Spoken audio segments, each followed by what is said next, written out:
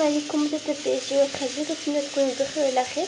اليوم ان شاء الله قررت انني نقدم لكم كيتشوب بدون صوص الطماطم وبدون طماطم. كنحتاجو قشور طماطم، قشور طماطيشه كما كتشوفوا بحال هكا. الا قشرتوا طماطيشه ولا حكيتوها ما ترموش القشور تاعها، خبيوهم في الفريغو حتى كيجمدوا. من بعد ما كيجمدوا كتخرجوهم حتى كتجمعوا كميه نيت كتخرجوها، وكيطلق بحال هذا الماء كما كتشوفوا. كيطلق هذا الماء، هذا الماء ما ملوحوش.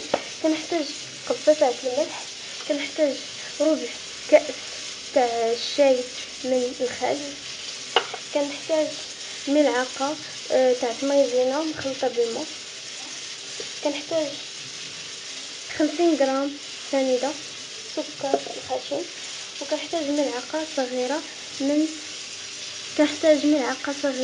من القرفه. ناخذ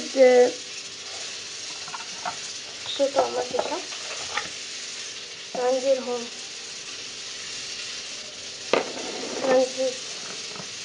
شويه تاع الملح، شويه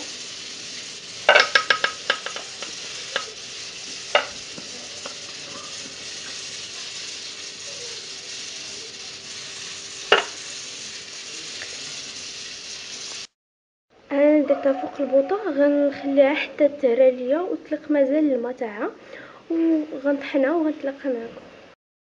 هاو من بعد ما برد ليا غير شويه، ما نخليوش حتى يبرد تماما. غنبدا كنطحن. بسم الله.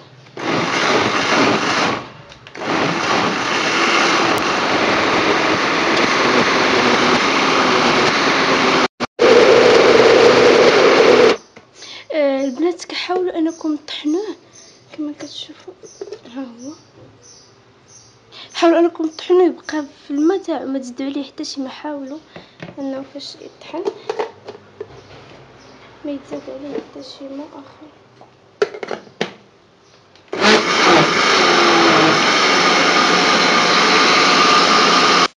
بعد البنات ما طحنتو غنصفيه نفس الكاسرونه اللي انا طيبت فيها القشور تاع مطيشه، نفسها هي غسلتها باش ما يبقاوش ليا دوك سميتو تاع مطيشه.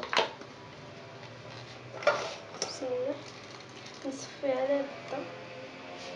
الا نتوما كتبغيو تاني تكون فيها ديك القشره، انا احسن لا. هذا كيطلع طبيعي 100% واقتصادي، يعني احسن يعني محلي. كتعرفوا اشنو كتصاوبوا واشنو، يعني مكوناته جد بسيطه، يعني بسيط بزاف، طبيعي كما كتشوفوا. عفوا.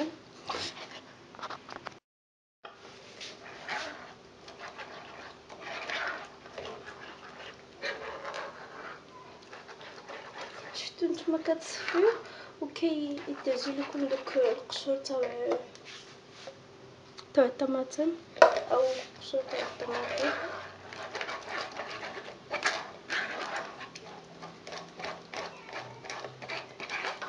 انا البنات غنخلي لكم المقادير بالضبط، يعني المقادير مضبوطه في صندوق الوصف ان شاء الله كما كتشوفوا بحال هكا. هاهما حنا كنصفيو هادو كيتازلوا.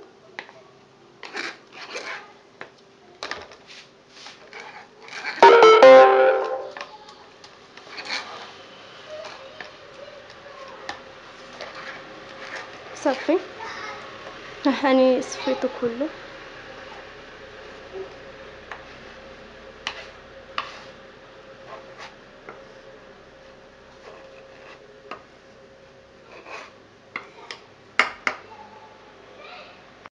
نتوما كما كتشوفوا من بعد ما صفيتو كيولى بحال هكا. دابا اشنو غنزيد ليه؟ غنزيد ليه ربع كاس من الخل ربع كأس من الخل. يعني نوضح لكم عفوا واحد المعلومه اخوات، بان انا درت يعني نص كيلو تاع قشور مطيشه. يعني الا درتو يعني درت انا نص كيلو تاع قشور مطيشه هو اللي درت فيه ربع كاس تاع الخل. ما يكونش عامر بزاف البنات، شويه. بسم الله. صافي. وغنديرو فوق البوطه وغنبدا كنحرك فيه. شوفوا درت ليه الخل ودرته فوق النار، حركته. غنزيد ليه السكر كما سبق لي وقلت لكم 50. بسم الله.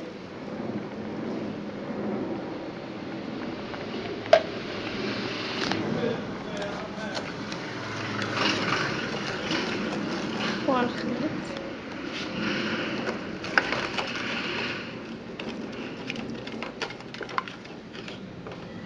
بهذا الشكل.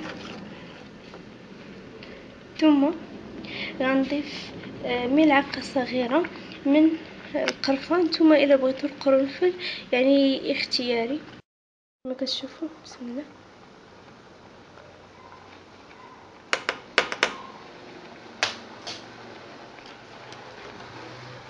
كما كتشوفوا هي كنديروا ليه السكر كيبدا كيتعسل.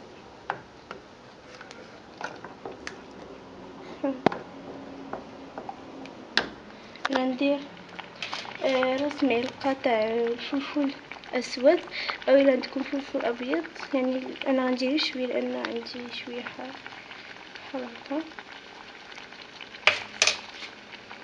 راس معلقه تاع فلفل اسود